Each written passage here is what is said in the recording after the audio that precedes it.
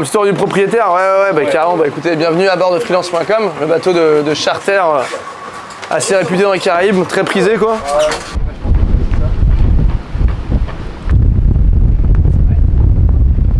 Donc là ici on a le coin cuisine, vous avez vu? Donc là on peut vraiment se préparer des sacrés gueuletons. Donc l'idée c'est de se faire chauffer de l'eau pour manger de la nourriture qu'on appelle lyophilisée, déshydratée. Donc voilà, donc coin cuisine, là on a le dessal pour transformer l'eau salée en eau douce. Parce que c'est vrai que voilà, on est sur un bateau de course, donc partir avec des centaines de litres d'eau, c'est pas intéressant. Donc voilà, il vaut mieux transformer sa ration d'eau douce quotidiennement.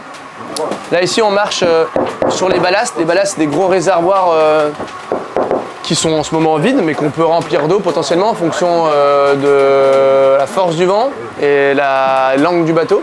Donc système de ballast, et après tu as le poids vraiment présent à bord.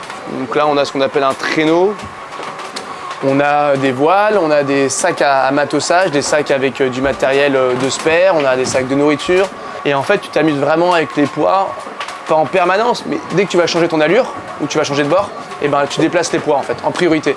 Si les poids présents ne sont pas suffisants, c'est là où tu peux te permettre de rajouter de l'eau en plus dans ton bateau. Après le bateau il va être plus lourd, mais potentiellement il va être plus marin et surtout au portant il a tendance à planter. Donc là tu lui mets vraiment du poids à l'arrière et plus du poids, comme ça ton bateau il est aérien, le nez tu vas sentir qu'il décolle un petit peu, donc ça va être pas mal. Mais t'es vite à 500 kg, une tonne quoi, tu vois. Et c'est vrai que ça c'est assez physique. Après tu vas profiter de la gîte du bateau, c'est-à-dire que t'es bâbord à mur, donc le bateau il va pencher. Toi, t'es matossé au vent, et à partir du moment où tu sais que tu vas changer de bord, bah, tu vas profiter de la pente du bateau pour descendre tous tes sacs pour que ce soit plus simple, parce que les montées, c'est quand même pas la même. On a des voiles qui font jusqu'à 100 kg la voile. 100 kg, je peux te dire que c'est un peu la punition quoi, à bouger à chaque fois quoi. Et après, on a la table à cartes du bateau, donc ça, c'est un endroit où je vais passer quand même beaucoup de temps. Là, on a le moteur aussi. Le moteur qui est scellé, lui, donc l'arme est scellée, t'as pas le droit de t'en servir, scellé, plombé. Et en fait, tu as le droit d'allumer ton moteur, mais tu as le droit d'allumer au point mort. En fait, le principe d'allumer le moteur, c'est pour recharger les batteries, tu as deux gros alternateurs, en plus des hydrogénérateurs à l'arrière. Donc si tu as des problèmes d'hydro qui ne fonctionnent pas ou quoi, bah, je vais allumer ton moteur. Donc tu vas partir avec un minimum de gasoil quand même en mer. Je peux ne pas l'allumer comme l'allumer 2 heures, quoi, si tu veux. Mais le mieux, c'est comme utiliser les hydrogénérateurs. Et après, ouais, bah, l'endroit où je passe beaucoup de temps, c'est la table à cartes. À regarder, bah, tu regardes ta route en permanence, tu vas télécharger tes nouveaux fichiers météo, tu vas envoyer des nouveaux routages. Et souvent, moi, je dors tu vois, dans un pouf et ma table à cartes, elle pivote, donc c'est ça qui est intéressant. Donc moi, je suis au vent, hein, comme tout mon matos. On n'oublie jamais la performance et puis ça me permet d'être vraiment bien calé. Alors que voilà, quand tu es ici, hop, tu ouvres un petit peu l'œil, tu es au courant de tout ce qui se passe, quoi. Et en moyenne, tu vas dormir 15, 20, 25 minutes. On dit qu'au-dessus de 25 minutes, tu pars dans un sommeil profond. Et moi, quand je dors toujours sur le dos en fait.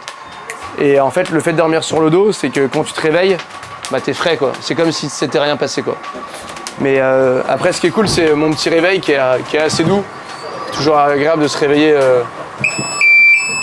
sympathiquement comme ça, vous voyez. Voilà, ça c'est mon petit réveil. Bah je peux barrer en fait, bah ouais, je peux gérer mon pilote automatique, ouais. En fait, t'es rarement à la barre au final du bateau. Pourquoi t'es pas à la barre? Parce que déjà, c'est fatigant. Et parce que t'as plein d'autres choses à faire. Et parce que ton pilote il barre beaucoup mieux que toi en fait. Tu vas barrer pendant 1 heure, 2 heures et au bout d'un moment, tu vas te déconcentrer, et tu vas lofer, tu vas abattre. Et donc le pilote il barre hyper bien. Et toi, tu vas gérer les réglages de tes voiles, tu vas gérer ta météo, tu vas te faire un petit peu à manger, tu vas bricoler parce qu'il y a toujours des choses à faire à bord. Et dès que tu as du temps, tu vas surtout te reposer. Et après, bah voilà, ça n'empêche que c'est du 24/24 à bord, ça s'arrête jamais quoi. Voilà, on dit qu'il y a un problème par jour et c'est vrai que voilà, l'objectif principal, en tout cas pour moi, sur un premier projet, c'est de terminer le Vendée, quoi. Et bah alors à l'avant, écoute, à ce qu'on appelle une soute à voile. Tu vois là, hop. Ouais, bah tu peux dormir là au portant. En revanche, au près, je te déconseille parce que même assis, tu peux voler, te cogner la tête, quoi. C'est c'est l'horreur. Là, la plupart du temps, t'es à 4 pattes là-dedans, quoi. Là, tu vois, j'ai les gros pare-battes gonflables que je vais prendre aussi avec moi. J'ai un safran de spare. Pare-batte, ça me sert si jamais je dois faire une escale technique quelque part. Bon. C'est pas prévu, hein, j'espère pas que ça va arriver. Puis après, j'ai des cloisons étanches un petit peu partout. Crash box à l'avant. T'as 4 compartiments étanches vraiment dans le bateau. C'est vrai que si jamais voilà, j'ai une vraie avarie, une grosse voie d'eau sur l'avant du bateau, bah voilà, je peux fermer. Bon bah potentiellement je navigue plus, mais au moins le bateau reste à flot. Et puis après, bon, c'est sûr qu'en système de sécurité, on est quand même vachement équipé.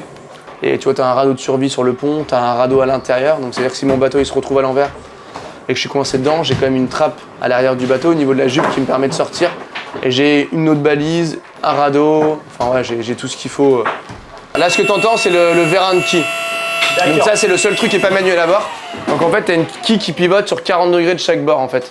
Donc la quille, tu as un voile de quille, après tu as un bulbe, un gros bulbe en dessous. Et en tout, la quille, elle fait à peu près 3 tonnes, 3 tonnes 5. Et ça, c'est ce qui permet vraiment de bien toiler le bateau aussi. C'est assez rapide quand même pour traverser l'Atlantique. C'est vrai que c'est des bateaux qui sont quand même assez confortables et sacrément marins. C'est quand même chouette de dire que tu peux traverser l'Atlantique en une semaine, 10 jours et arriver de l'autre côté.